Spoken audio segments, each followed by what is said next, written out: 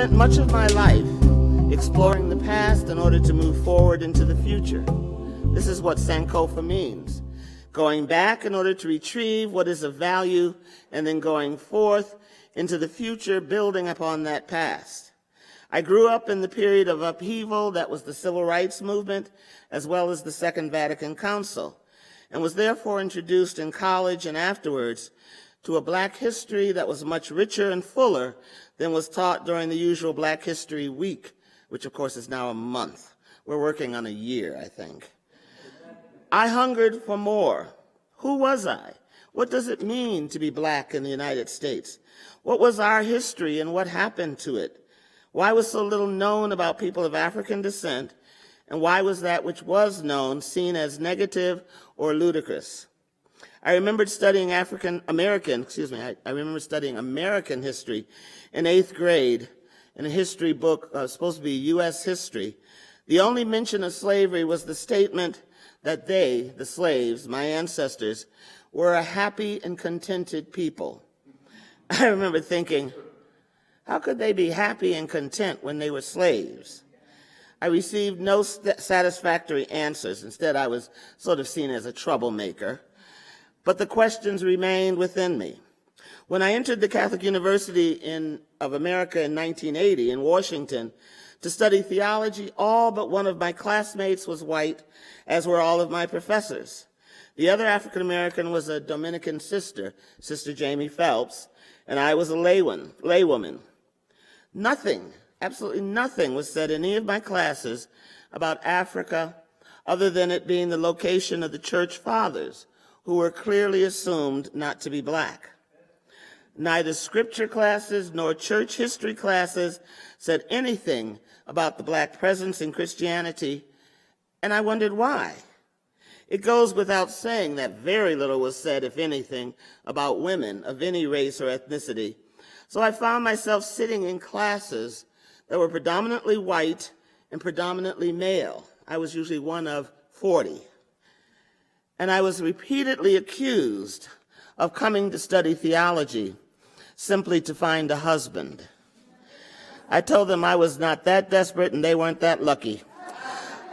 Thankfully, I was meeting my brother and sister Black Catholics in the classroom. I should say this. The reason all of this was such a challenge to me is because I was a convert.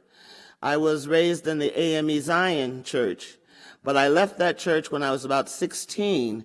As you know, most teenagers, you think you know it all. And so I told my parents they were all hypocrites in the church because they gossiped so much. My father tried to kill me, but I was saved by my mother, thankfully. That's why I'm here today. But for 16 years, I did not go to church, except I sang in a church choir, so I did go occasionally.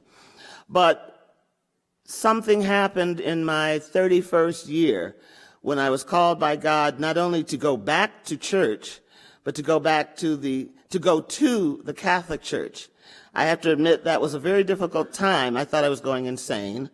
I told everyone they should just commit me and, put me out of my misery, because I knew nothing. And that was one of the things that drove my desire to learn more about Black Christianity. Well, you mean they're Black Catholics? My youngest sister, when I told her I was going to become a Catholic, just looked at me and said, well, you finally did it. You became white. Because we didn't know any Black Catholics. So, as I said, thankfully, I was meeting my brother and sister Black Catholics outside the classroom in Washington, D.C., in southern Maryland, because they could trace their ancestry back to the founding of the state of Maryland, which we don't think of it that way now, but it's the land of Mary. It was founded by Catholics. And also, of course, Louisiana, which was a French Catholic state. I wondered, where did they come from? Because I knew they couldn't all be converts. How did they persevere? Who were these African-descended Catholics? Were all Black Christians Protestant or Catholic, simply so because that was the faith that they were given?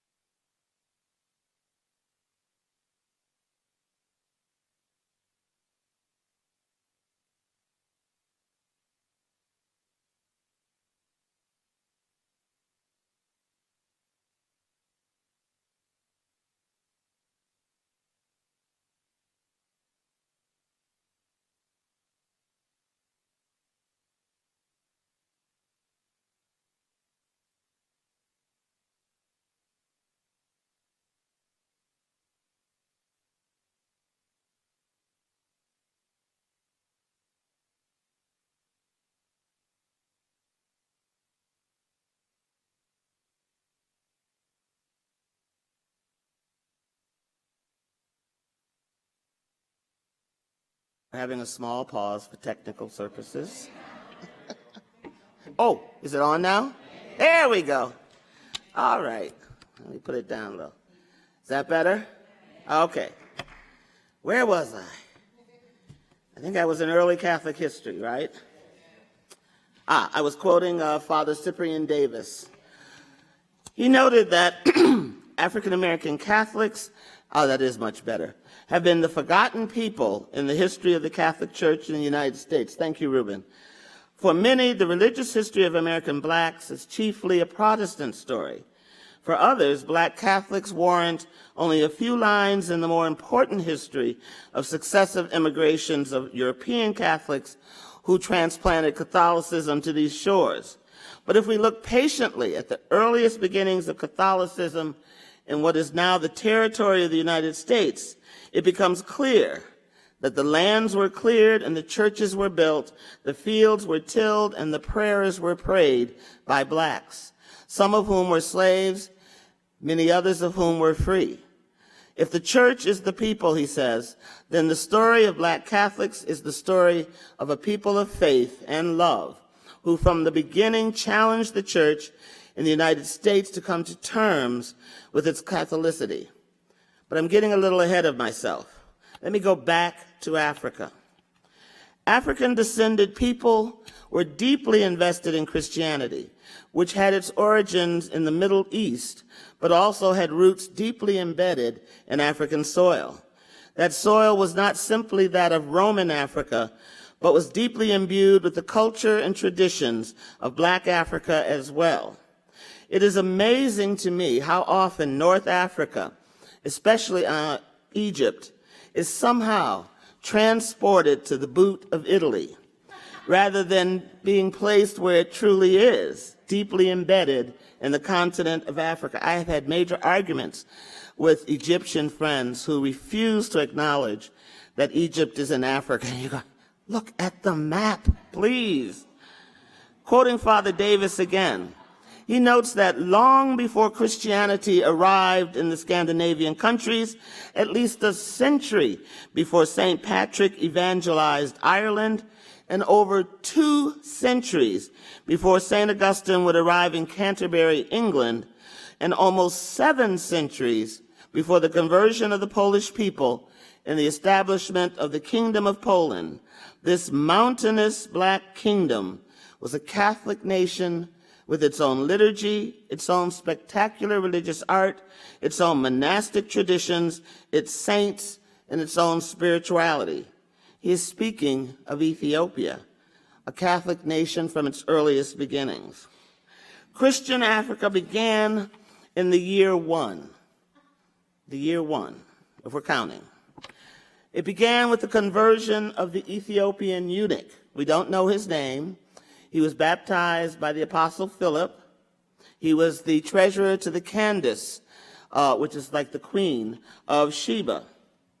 He was the first, not the first black convert, as unfortunately it says in our newspaper article, the first convert mentioned in Scripture, in the book of Acts. Christian Africa produced most of the church fathers and founded monasticism. We talk about mysticism. Where did it come from? How did its origins? Rarely do you hear that it came from the deserts of Africa. St. Anthony the Black and others who went out into the desert and communed with God and drew great crowds of people to live with them. African Christians participated for centuries in the growth and the development of the Catholic faith, of the Christian faith, participating in the councils that defined our faith. Although Egypt, now the Coptic Church, and Ethiopia, which is the Oriental Orthodox Church, did split over doctrinal differences after the Council of Chalcedon, they are still Christian and Catholic nations. It is not until the schism of 1054, that we see the emergence of 2 major Christian entities, the Roman Catholic Church, situated, of course, in Rome, the Eastern Orthodox Church, situated in Constantinople, a split which is healing even as we speak today. It was the Roman Catholic Church that had the greatest influence in Africa, especially south of the Sahara, because of the growing exploration and colonization efforts of the Portuguese, quickly followed by other Catholic nations. It's a result of these efforts that we learn of the existence of a black Catholic nation in the Congo, where the Portuguese made great inroads. The king and his family in the Congo became Catholic, we believe, in the early 16th century. And as is usually the case, when the king and his family become one religion, the entire country becomes that religion. However, their faith was so strong that the king, Afonso, himself studied in Lisbon, Portugal, and then sent his son there, where he became a Catholic priest and eventually was installed as a bishop and sent back home to serve his people. Unfortunately, he died young and was not able to do as much as they had hoped he would be able to. But he was the first indigenous Roman Catholic African priest. Afonso also attempted to develop an indigenous theology by merging the religious traditions of his own country with that of Christianity. Sadly, however, the colonists' growing hunger for slaves overwhelmed any efforts at true conversion of the people. We can go to what's called the secret archives of the Vatican, which Father Davis had access to, and not many do get access to it, and discover the letters that have been faithfully kept between Afonso and the King of Portugal, him asking them not to enslave his people, that it was unchristian to enslave Africans, and the king's response basically that put up or shut up. We're going to, if you don't allow us to do this, then we will take you and your own family as slaves. As a result of that greed for human gold, as they called it, Catholics performed only a perfunctory baptism when they did take people as slaves. You can find pictures in many of our the Catholic history books of slaves being baptized as they're going from, say, Gori, the door that goes to the ships, the bishop standing over them, just, I baptize you in the name of the Father, so on. He likes to get attention. Ignore it. No, that's okay. It's just my cane. He likes attention. I wasn't speaking to him, so he's upset. Yeah, I don't think it's going to stand. It will eventually fall. Just lay it down. So, because as a result of, as I said, of that greed, there was really no effort initially to baptize or to catechize the slaves, whether they were Catholic or they were Protestant owners that did that. Because for one reason, of course, it was feared that you would then have to set them free. Now, Dr. Hopkins is going to discuss the African traditional religions, I believe, a little bit. Maybe? No, he's not going to. Well, neither am I. We'll have to do that on another time. I'm sorry, we don't have time for that. But I can say this, that the African peoples who were brought to the Americas did not come as empty slates, which is often and usually what has been told, that they were blank. They had no cultures, no memories, no anything that anyone had to pay any attention, no history, no traditions. We now know, and if you read my book on African American spirituality, I talk about that a great deal, you will see that in actuality they brought much of their culture with them. They brought their gods with them. They brought their cosmological sacred worldview with them. They brought their holistic perspective of life, not either or, but both and with them. And as a result of this, they were able to take the biased Christianity that was forced upon them and what I call re-Christianize it. They were able to find that kernel of truth, which is Jesus as liberator in Christianity, in the white Christianity, that basically said God meant for them to be slaves. They refused to accept that. Many of those who were enslaved, we now know, and brought to the United States were Roman Catholic, like the Congolese I mentioned. Others were Muslims and followers of the African traditional religions. Again, citing Father Davis, we don't hear these stories as often as we hear those of Protestant Christianity, but they were there and were actively engaged in the struggle to overcome their enslavement. I remember finding, finally, when I was doing some of my research, one of the earliest slave rebellions in the United States that took place in 1739 at the Stono River in South Carolina. It was called the Stono River Rebellion. It's the earliest rebellion that we know of that was organized by Catholic slaves who had found themselves on a Protestant plantation and refused to stay there.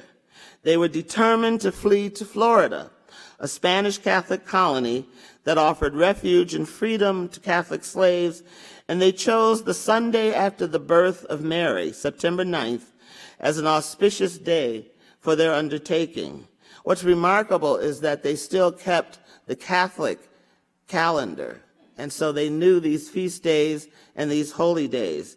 As John Thornton, the historian, notes, these men and women probably came from the Catholic Congo Kingdom and were intent on continuing to practice their faith. He notes they were proud of their Christian and Catholic heritage, which they believed made them a distinctive people, and thus these slaves would have seen the Spanish offers in terms of freedom of their faith as additionally attractive. Although unsuccessful and a catalyst for what later became to be known as the Black Codes, which restricted blacks in many ways, their efforts show the strength, resilience, and faith of these freedom fighters who believed strongly in the unfairness of their situation. Again, the history of black Catholics is overlooked in general Christian history because its origins and early records are usually in either Spanish or French, and we mainly know the history of the English-speaking peoples. As a matter of fact, the history book that I was talking about earlier was called The History of the English-Speaking Peoples of the United States. So they just ignored whole swaths of people who didn't speak English, not just the French and the Spanish, of course, but Germans, the Native Americans, and others. Yet we know that when the Spanish and then the French came to the Americas, they brought blacks with them, and not all of them were slaves. We know of Esteban, who was like a scout who went ahead of the conquistador Cabeza de Vaca. Why being named the head of a cow is an honorific, I'm not sure, but that was his name. He helped him in the wars against the Aztecs. He was unfortunately killed somewhere, we believe, in what is now Arizona, by the Native American people there. But he and others left their footprints all over what is now the Southwest and Florida, and as well as, of course, Louisiana. We know now that, again, because the Catholic Church is so good at keeping records, we keep everything, whether it looks good or not.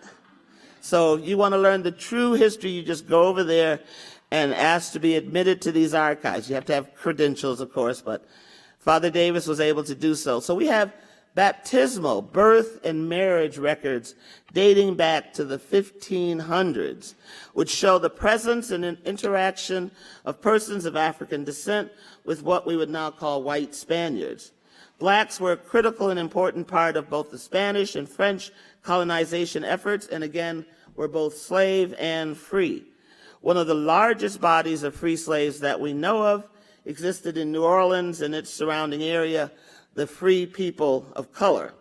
Another important Catholic colony, as I already mentioned, was Maryland, where the Jesuits were the largest slaveholders in the 19th century.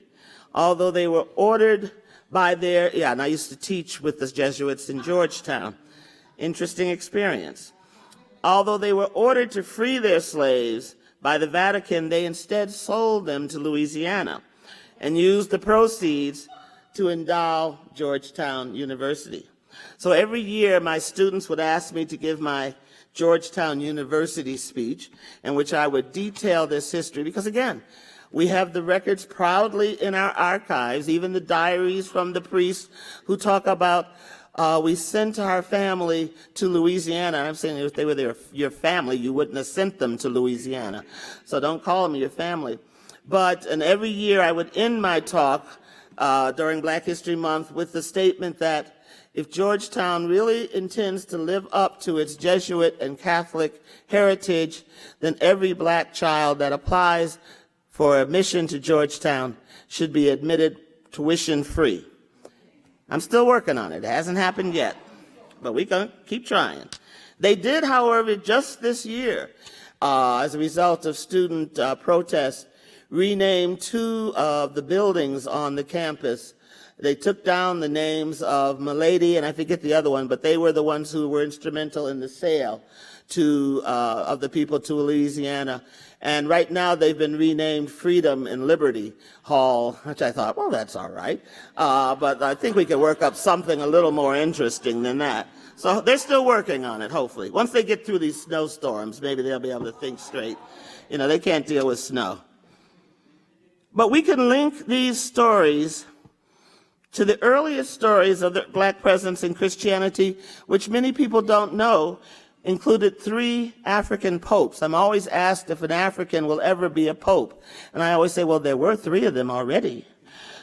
St. Victor, St. Melitiades, I'm sorry, poor Melitiades did not become a saint. We don't know why. St. Gelasius. But we realize as a result that persons of African descent have a long and productive history in Christianity, one that continues to the present day. As Father Davis noted, they were instrumental in laying the foundations of Catholic Christianity in the United States and the Americas as a whole, while preserving and expanding Christianity in Africa itself. Black Catholic women were instrumental in laying these foundations because they were the ones who held the slave and free communities together. As I told my class earlier this year, they were the bearers of culture. They were the ones who passed down the stories, the songs, the prayers that they remembered from not only there in the United States, but from their ancestors, their mothers, their grandmothers who came before them from Africa. There's a wonderful movie, I think it's called Hands Across the Sea. I've got to stop ad-libbing or I'll never finish. But there's a wonderful movie called Hands Across the Sea, which shows how the Gullah people of the Sea Islands, South Carolina and Georgia, are directly connected to a group of people in Liberia, because they discovered they still weave their baskets in the same distinctive pattern. They still sing the same songs, even though the Gullah in the United States don't remember or even know what the words mean. They still sing like a funeral song, or there's a wedding song. So these connections were kept. And you know who kept them? The mothers. They were the ones that passed these understandings, these beliefs down, and enabled others to pass them on later. There's a story of one slave woman, older slave woman, who had learned before it was banned to read and write. She would hold class in her cabin. A small class, maybe 4 or 5 people, teach them all she knew and pass them so that she could teach another group. And through that way, of course, because reading and writing was forbidden to them, through that way she was able to continue to educate her people. These women founded churches and religious orders. The first African American Catholic religious order for women was the Oblates of Providence, founded in Baltimore in 1829. They were not allowed to wear their religious habits on the streets of Baltimore until after the Civil War, because their fellow white Catholics refused to believe that black women could be virtuous enough to be religious. Because remember, black women are considered to be oversexed and just ready for it whenever. But that's because they were forced into that type of surrogacy. The other order, for similar reasons, 1851, Mother Henriette DeLille, who founded the Holy Family Sisters in New Orleans. Both of these women founded these organizations because they were trying to find a different path for black women than those that were allowed to them by those of their faith, who only saw them as domestics, who saw them not even as teachers because they didn't feel they were capable or intelligent enough to be teachers or to be nurses. And especially in New Orleans, where so many of them were required to become concubines. And this was shall we say, a profession that they felt should not be honored. And so they formed these two religious orders, which still exist to this very day. And both of the women, the mothers, the founders, are up for sainthood in the Roman Catholic Church. I've tried to give a very quick overview of early African Christianity and African American Christianity, and now I'm going to sort of quickly move to more contemporary times. Many wondered in the early years of the civil rights movement where the voices of black Catholic scholars were. They were there, but in small numbers. They were involved in SNCC, the Student Nonviolent Coordinating Committee, like Diane Nash, who was a co-founder, who was also Catholic. They were there in the early years of what was called the Black Theology Project, when James Cone in 68, 69 began writing, and others began to join him in writing about a black theology of liberation. Dr. Sean Copeland was a co-founder of that project. They were also there at Selma, where Sister Antona Ebo stood in the front line at the march in full religious habit.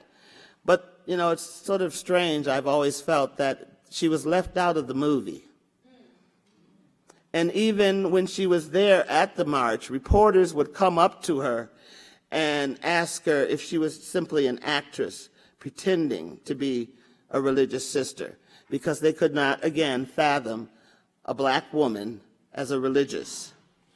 They were present and active, but not in great numbers, though not because of a lack of concern or interest. Nor was it, as Dr. Cone suggested in 1986, because they were restricted by the Catholic Church. He writes that the white power structure in the Catholic Church is so restrictive on what blacks can say or do that it is almost impossible to think creatively. We had to sit down and discuss that, because as I told him, that is just not true. That is not true, but it was a typical misunderstanding of what the Catholic Church was about and what was going on in its midst. If we have no contact with each other, we can't learn of each other.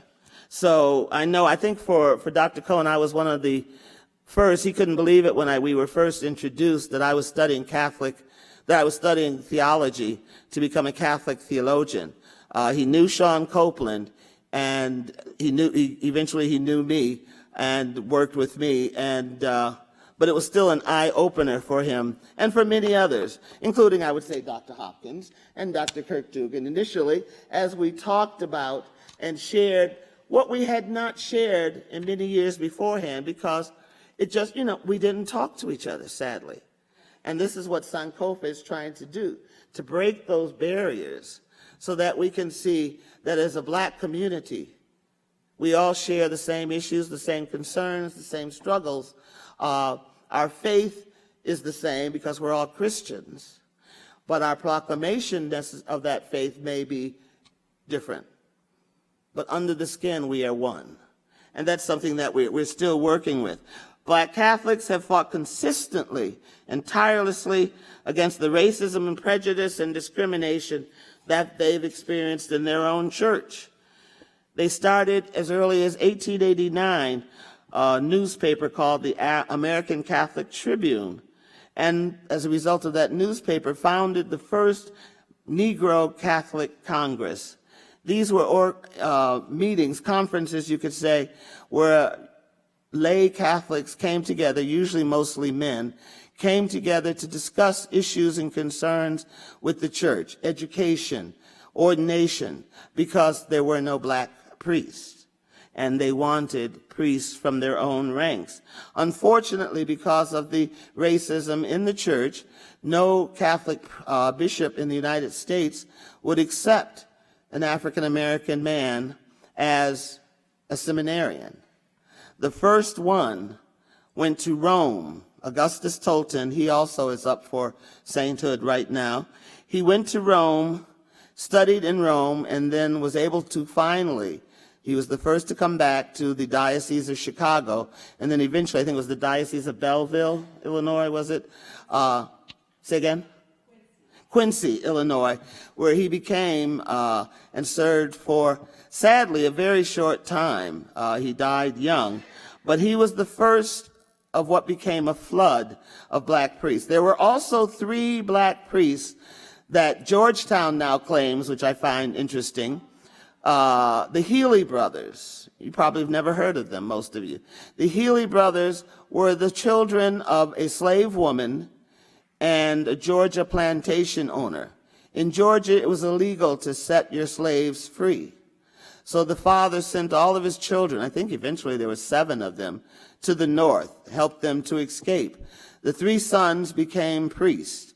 One became a Jesuit. He became the first president of Georgetown University after the Civil War, something they're very proud of and showed on their, in the president's office. They have pictures and on all our websites and everything, but they didn't do this until after the Civil Rights Movement. Before that, it was very well hidden that, and actually he had to resign when it was discovered that he had African ancestry, even though he didn't look African as such. His two other brothers, one became the bishop of Portland, Maine. So the first black bishop was really Bishop Healy. None of them ever acknowledged their blackness, though.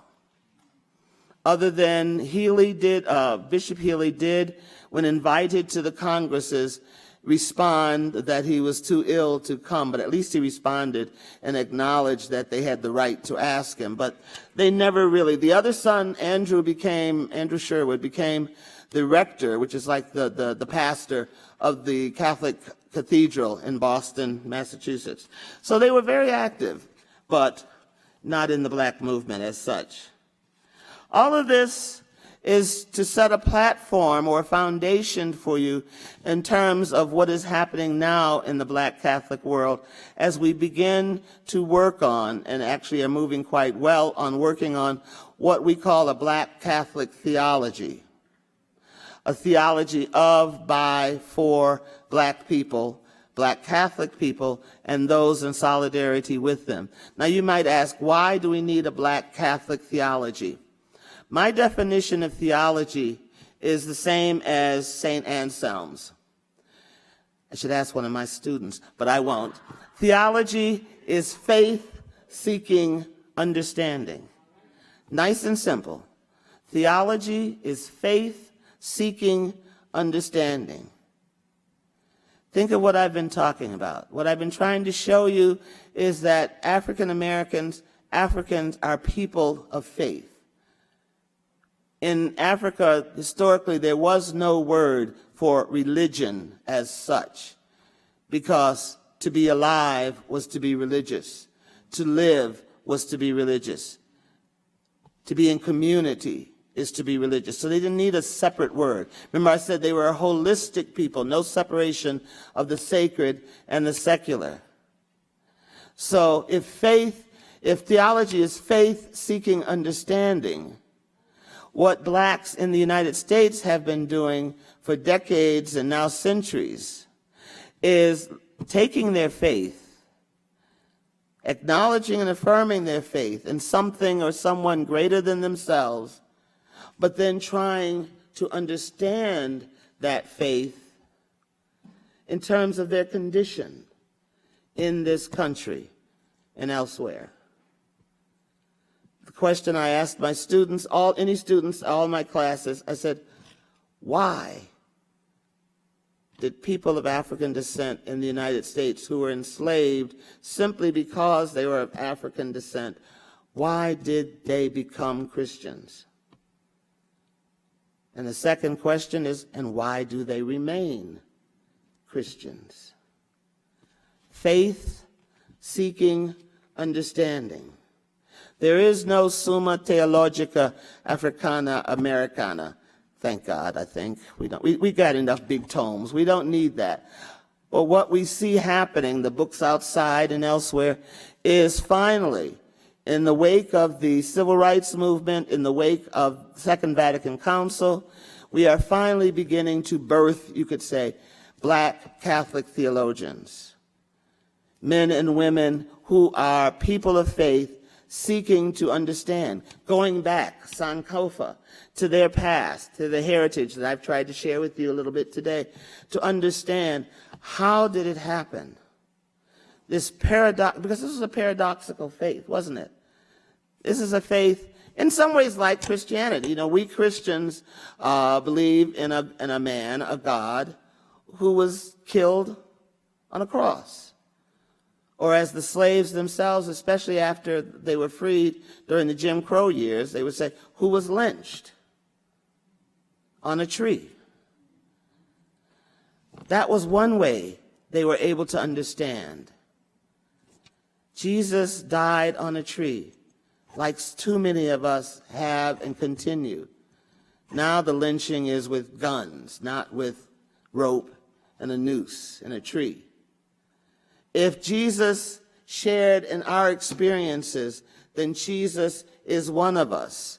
And of course, when James Cone, considered the father of black theology, stated quite unequivocally that God is black, a statement, 3 words that just blew apart every seminary in this country, I think, because they just couldn't deal with that. You know, God is black. How can you say such a thing? That's, you know, take something that is all holy, all sacred, and equate it with something that is all evil and all negative, because blackness was seen as, you know, very negative.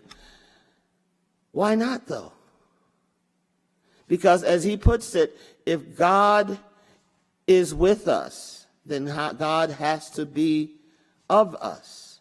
He wasn't talking about God having black skin necessarily, or anything like that. He's talking about God's being.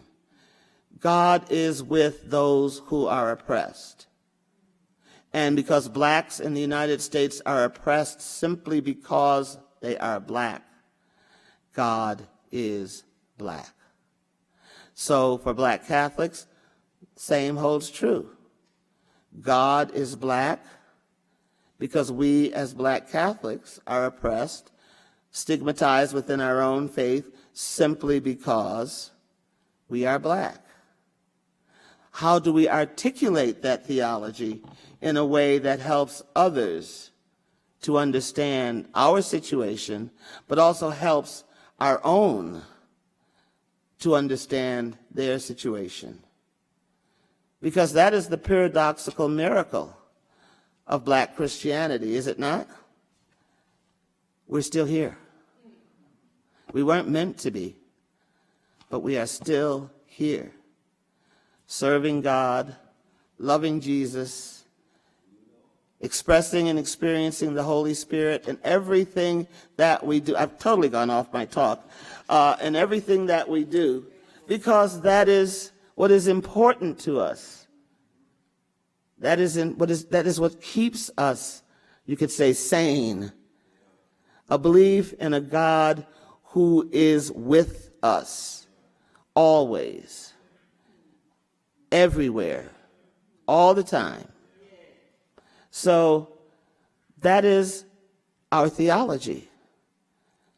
What I, as a black Catholic theologian, Sister Addie as a black Catholic theologian, others are simply trying to do is to, one, share with the larger black Christian community what it means to be black and Catholic. And to do that, we had to, Sankofa, go back and have those wonderful moments that I did when I was writing my book, Forged in the Fiery Furnace, when I read of the Stono Rebellion. I knew Catholics were fighters. You know, I just never heard of them before. Finding these just little bits of information in history that just sort of, boop, blow your mind. Because you knew that it had to be so, but you had never been able to find it written down. And you keep digging and you keep digging, and sure enough, there was something there. Or to find that Diane Nash, who I thought I knew everything about, but had never heard that she was a Catholic, and still is to this day in Chicago, was one of the founders of SNCC. And again, I said to myself, I knew we were there, you know, but for so long that history has been buried, ignored, because to many people, being black and Catholic doesn't make sense. But that is because of our lack or our ignorance of Christian history. If we understood the whole, 2015-year history of Christianity, we would realize that persons of African descent, as I said earlier, did not become exposed to Christianity only in the Americas after they were enslaved. They were there from the get-go, from the very beginning, from the year one. So if they were there from the year one, we need to retrieve that history and bring it out to the light of day so people can see that we as blacks, whether Protestant or Catholic, have a long, rich history. I have had people say to me, well, if you don't like the church, why don't you leave it? And my response is, I never said anything about not liking the church. I mean, I chose to join this church. May have been a fit of insanity, but I still chose to join it. You know, God does cause you to go insane from time to time. I joined it willingly. I fought a bit, but then I joined it willingly. And I said, my response to them now is, why should I? It was my church first. We were here first. Remember that quote? 600 years before Poland.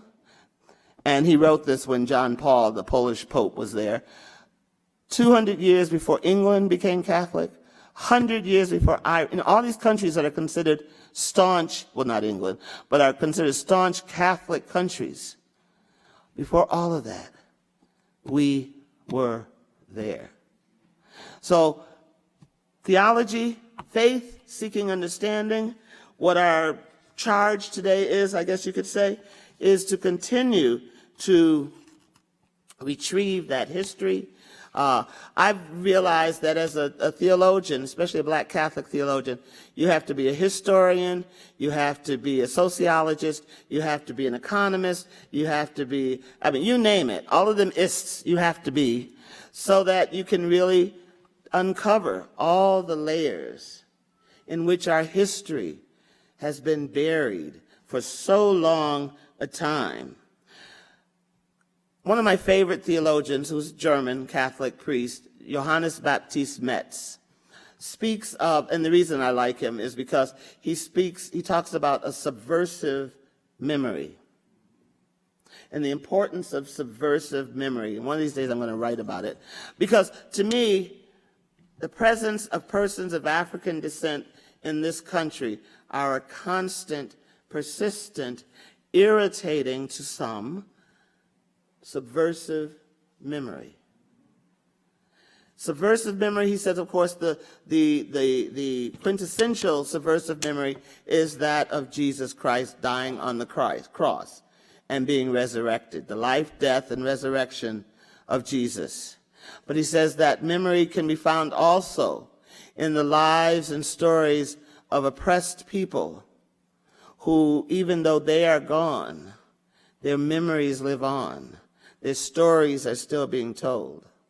I asked my professor who first introduced me to Metz's work, what would be, in his opinion, this was in 1980-something, 3 maybe, the best example of a subversive memory today. And he said the Martin Luther King birthday legislation, because then we were trying to get it named a federal holiday. And I said, well, why? He says, because if it is passed, at least every January, everyone in the United States, unless they hide somewhere, will be forced to remember how they failed not only their faith, but their Constitution, and the whole ideology of what makes us, quote unquote, Americans, the land of the free and the home of the brave. Because we enslaved people for over 400 years for no other reason than their skin color. And then are still, as he put it, trying to enslave them to this very day.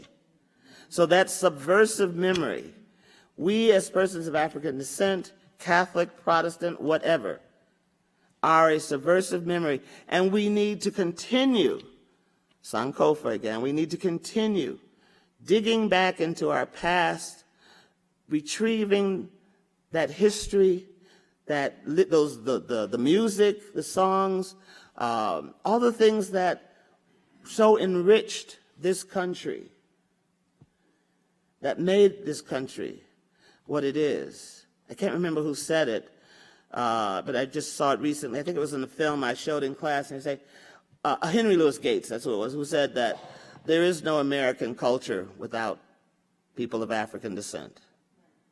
The music, everything. We had our hand in it, so to speak. So we need to reclaim that. We need to proclaim that.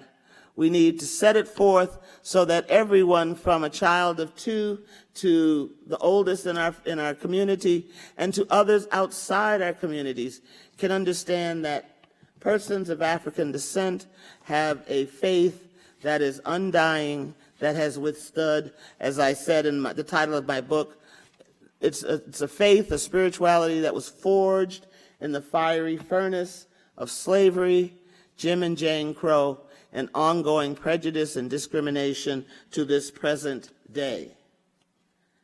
And so that's why a Black Catholic theology, simply because every people need to defend the faith that is theirs. 1 Peter. Why are you Catholic? Why are you Christian? Why are you a part? As many young Black males would say to me in my classes at Georgetown, we should not be Christians. The Christians were the ones who enslaved us. We should be Muslims. That's the Black man's religion. And I would respond, well, can we Black women stay Christian? Because we rather like it much better. But that would throw them for a minute or two, you understand? But then I'd say, well, what do you know about Islam? And you discover that, well, they didn't really know anything about it, but it was a more militant religion.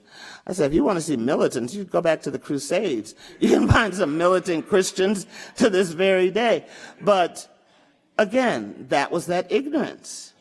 That was that lack of knowledge of your own faith. We have to learn who we are and whose we are. A proud Black people, a people of African descent, a people who are children of a loving but just God. That's Black Catholic theology. That's the charge that we have. And the other charge is that we work with our Protestant brothers and sisters, and we work with others in the community, white, Black, Native American, all of those who are especially immersed in doing what is called liberation theologies, so that we can work together. I'm a womanist theologian. That is a Black woman theologian. I'm not a feminist. A womanist is not a feminist. I don't have time to go into the whole history, but simply to say that as a womanist, my foundational belief is that unless all are free, no one is free. So the mandate upon all of us is to work together to overcome not just gender oppression, not just racial oppression, not just sexual oppression, not just class oppression. All of the isms that plague our country and our world are isms that we need to work together to eradicate. And again, we can only do that by working together, by sharing our stories, by singing our songs, by walking together as a community of believers in the God who sets